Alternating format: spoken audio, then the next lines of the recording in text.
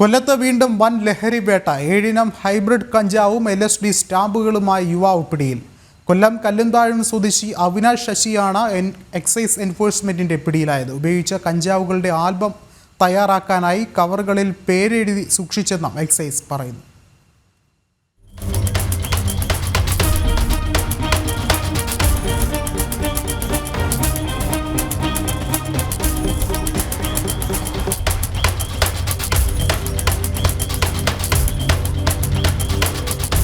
വിദേശ രാജ്യങ്ങളിൽ മാത്രം കണ്ടുവരുന്ന വീര്യം കൂടിയ മുന്തിയ ഇനം കഞ്ചാവും LSD സ്റ്റാമ്പുകളുമാണ് അവിനാശിൽ നിന്ന് പിടികൂടിയത്.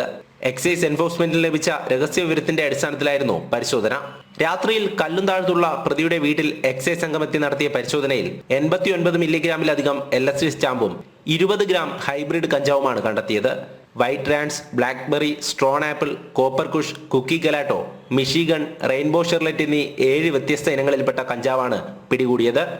ഇതൊക്കെയും ഉപയോഗശേഷം ആൽബത്തിലാക്കി സൂക്ഷിക്കാനായിരുന്നു പ്രതി ശ്രമിച്ചിരുന്നത്. ഈ മാസത്തെ ജില്ലയിലെ ആദ്യത്തെ LSD സ്റ്റാമ്പ് കേസ് കൂടിയാണിത്.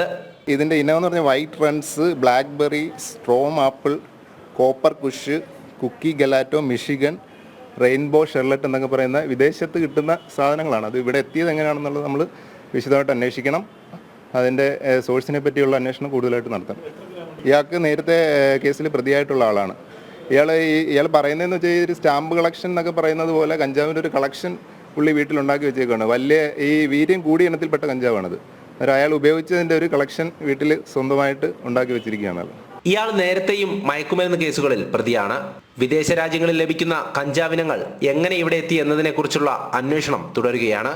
മർച്ചന്റ് നേവി പഠിച്ചു കഴിഞ്ഞ 27-കാരനാണ് പിടിയിലായ അവിനാഷ് ശശി. ഗ്രാമിന് 2000 മുതൽ 10,000 രൂപ വരെ വിലയുള്ള കഞ്ചാവാണ് ഇയാൾ ഉപയോഗശേഷം പേരെഴുതി സൂക്ഷിച്ചിരുന്നത്. എവിടെ പുതിയ ഇനം കിട്ടിയാലും അവിടെ എത്തി അവിനാഷ് അത് ശേഖരിക്കും. പിന്നീട് താൻ ഉപയോഗിച്ച ഓർമ്മയ്ക്കായി സൂക്ഷിക്കും. ഇതാണ് പ്രതിയുടെ രീതി. അറസ്റ്റ് രേഖപ്പെടുത്തിയ പ്രതിയെ തുടർ നടപടികൾക്ക് ശേഷം കോടതിയിൽ ഹാജരാക്കി റിമാൻഡ് ചെയ്തു. ജനം, കൊല്ലം.